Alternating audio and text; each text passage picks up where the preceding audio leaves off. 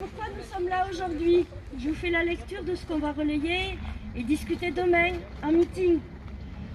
Donc pour info, la reconnaissance des agents de la fonction publique demeure une revendication de premier ordre. L'investissement de nos collègues n'est plus approuvé. Ils l'ont toujours démontré, qui plus est lors de la crise sanitaire. Qu'ont-ils eu en retour? Rien ou presque. L'augmentation du point d'indice de 3,5% est très insuffisante face à une inflation estimée par l'INSEE à 6,2 en octobre. Vous êtes d'accord?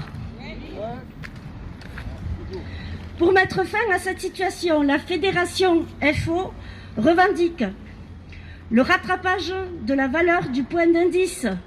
On rappelle, selon les calculs, ça représente plus de 20% de pouvoir d'achat qui a été perdu. L'indexation du point d'indice à minima sur l'inflation. L'augmentation des rémunérations des agents contractuels. La suppression des quotas de promotion interne et des seuils démographiques. La revalorisation de toutes les grilles indiciaires, tous métiers confondus. Où sont les ATSEM? Revalorisation du métier des ATSEM.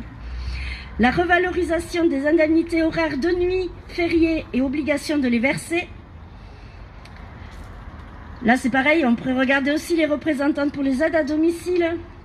La revalorisation des indemnités horaires de nuit, fériés et obligation de les verser. La revalorisation des différentes indemnités pour les travaux insalubres. Ah, les collègues sont partis, mais on en avait tout à l'heure, où on discutait de ça pour l'exhumation.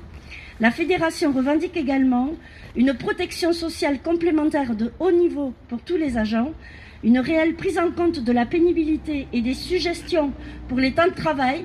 On est en train encore ce matin de déposer par rapport aux pénibilités de certains postes, notamment à l'occupation du domaine public et aux alertes voiries, et l'extension de la catégorie active, donc la reconnaissance des métiers à forte pénibilité. Le service public local est un service public républicain à destination de l'ensemble de nos concitoyens, quels qu'ils soient. Pour qu'ils soient assurés dans de bonnes conditions, ces agents méritent d'être reconnus et correctement rémunérés. Donc c'est pour ça que nous avons répondu localement à cet appel de rassemblement auquel je vous remercie d'être venus aujourd'hui et auquel les agents de nos collectivités ont manifesté leur soutien par les préavis de grève. Merci.